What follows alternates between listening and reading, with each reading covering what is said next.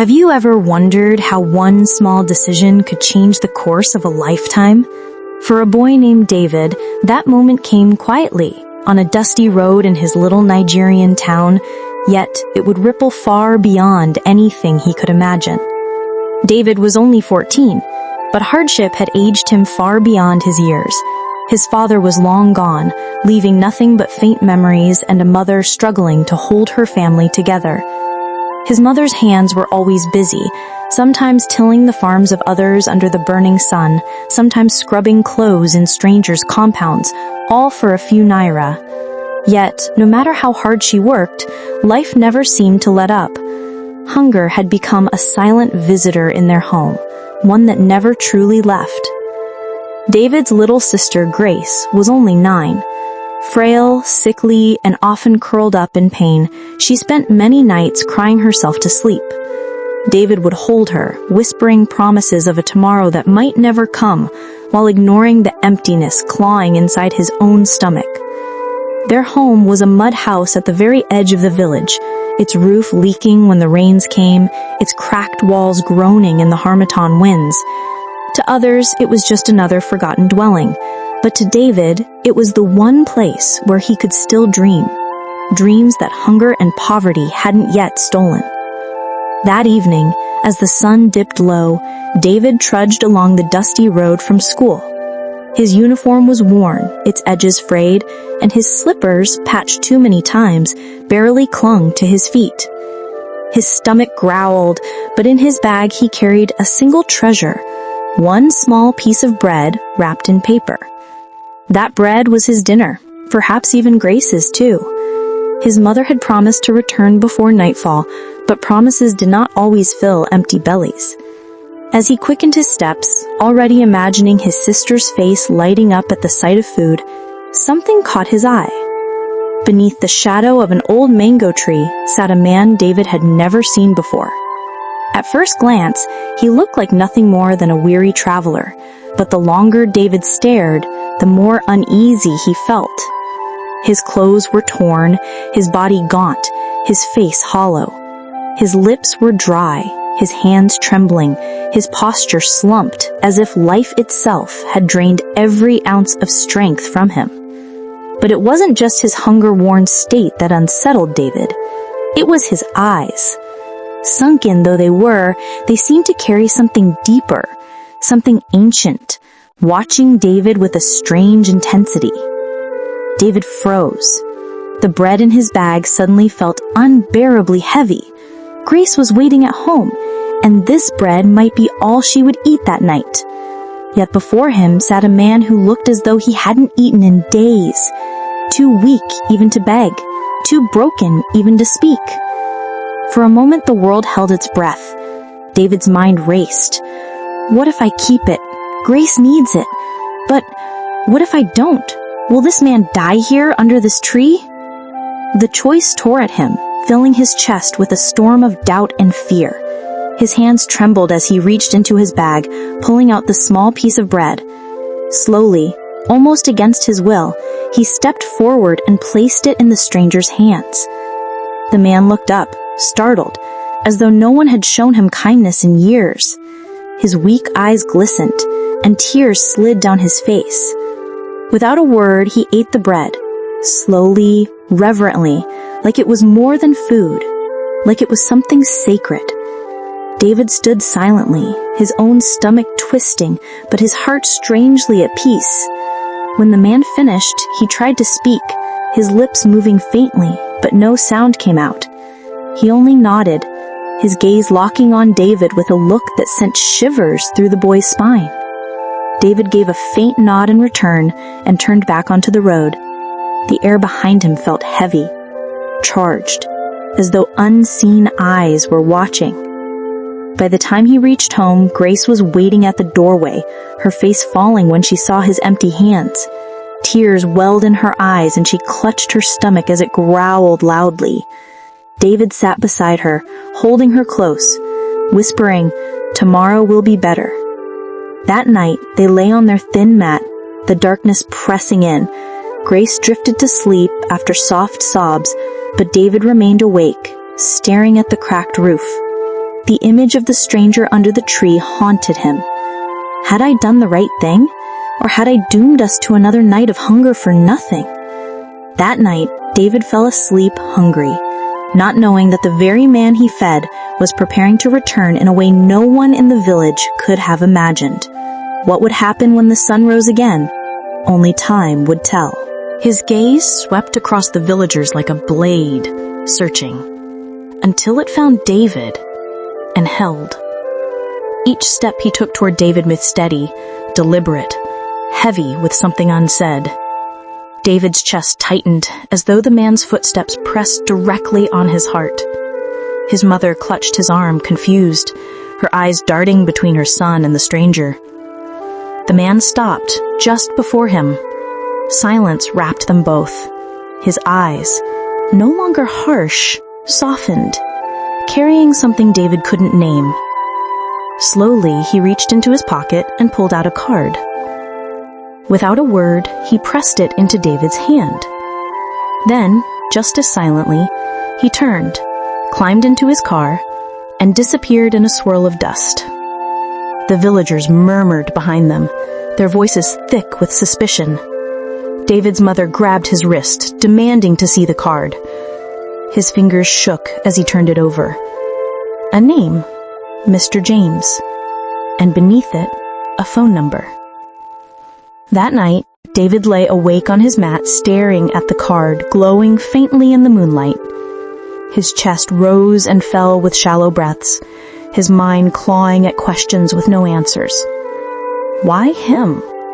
Why the disguise? Why appear first as a beggar, then as someone powerful?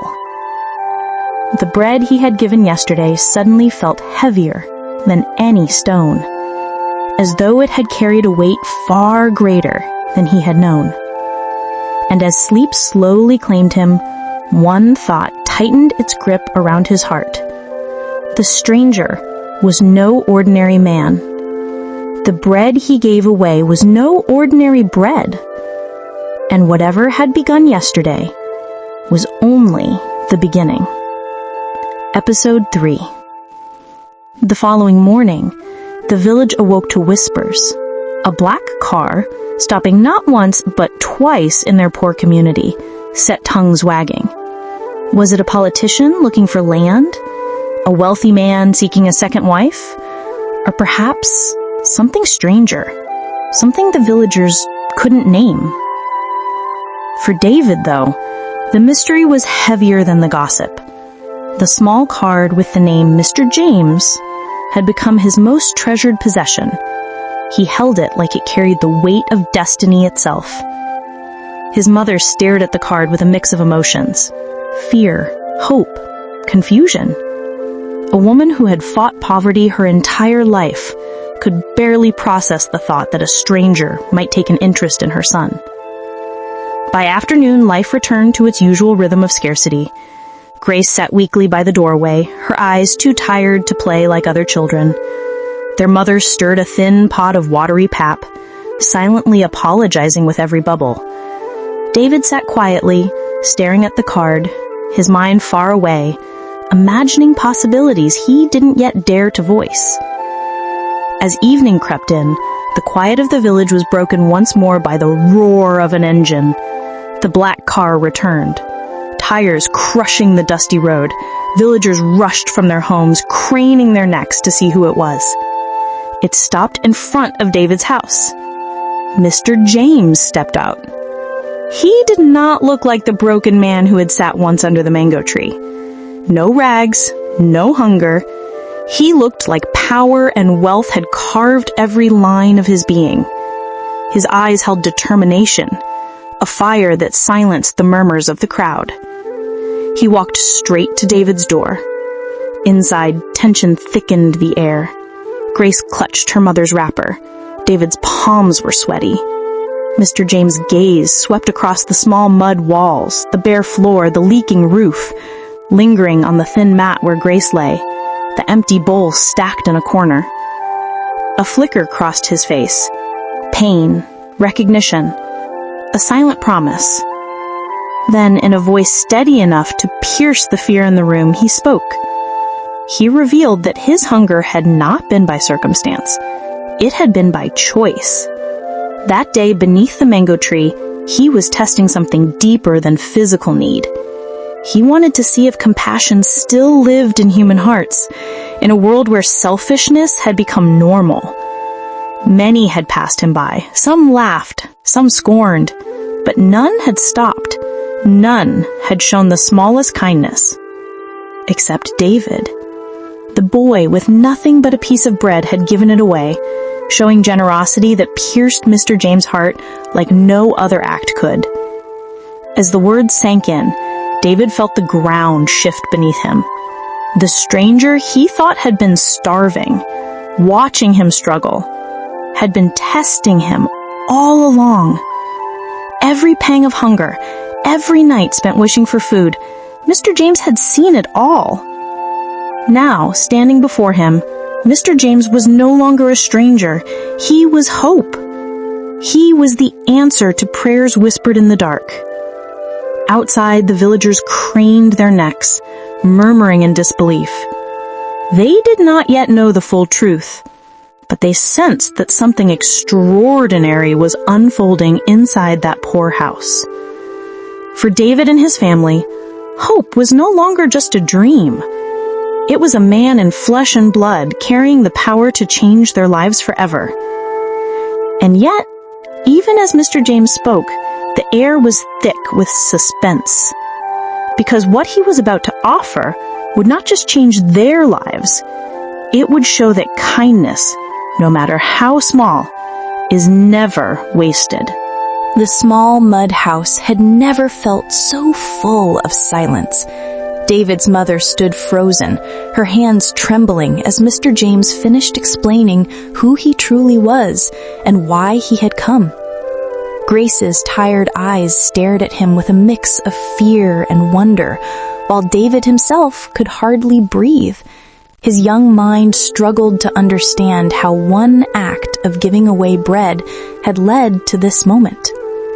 Mr. James turned his gaze to David, his expression soft yet firm. He spoke of the world he lived in, one filled with wealth, power, and endless opportunities, yet often lacking genuine love. He admitted that he had disguised himself as a beggar to test the hearts of men, to see if kindness still existed when there was nothing to gain in return. And in David, he had found the answer. Slowly, Mr. James reached into his pocket and placed a folded paper on the wooden table. It was a scholarship letter, written in David's name, promising education in one of the best schools in the city. Alongside it was another letter addressed to David's mother, offering her steady work and a home far better than the leaking mud walls she had known all her life. Tears welled in her eyes as she looked at the papers, her lips trembling but no words forming. Grace, too weak to fully understand, only managed a faint smile, as though sensing that something beautiful was happening. David, however, stood still, his heart pounding like a drum, realizing that his life had just shifted forever. The news spread across the village like wildfire. People gathered outside, whispering in disbelief. Some praised David's kindness, while others shook their heads in regret, remembering the times they had walked past the same man without lifting a hand. For once, the poor family that had always been overlooked became the center of the village's attention. Within weeks, their world transformed. David's mother started her new job, earning enough to feed her children without fear of hunger. Grace received proper medical care, her weak body growing stronger each day. David himself left the village for the city, stepping into classrooms he had only ever dreamed of, wearing uniforms that actually fit, holding books that smelled of fresh pages. Every night, when he lay on his new bed, he remembered the thin mat on the cracked floor of their old house. He remembered the hunger that had gnawed at his stomach, the tears in his sister's eyes, and the heavy silence of nights when his mother had nothing to feed them. But most of all, he remembered the evening he had given away his last piece of bread. He understood now that kindness, even when it hurts, never disappears. It circles back, sometimes in ways greater than we can imagine. For Mr. James, the test had revealed a heart pure enough to restore his own faith in humanity. For David, the act of giving had unlocked a door to a life he had never dared to dream of. And for the small village that had watched it all unfold, the story became a lesson whispered from one home to another, that true riches are not in what we keep, but in what we are willing to give. And so, the boy who once walked with empty pockets now walked with endless possibilities. His story became a living proof that even in the darkest moments, a simple act of kindness can light up the path to miracles.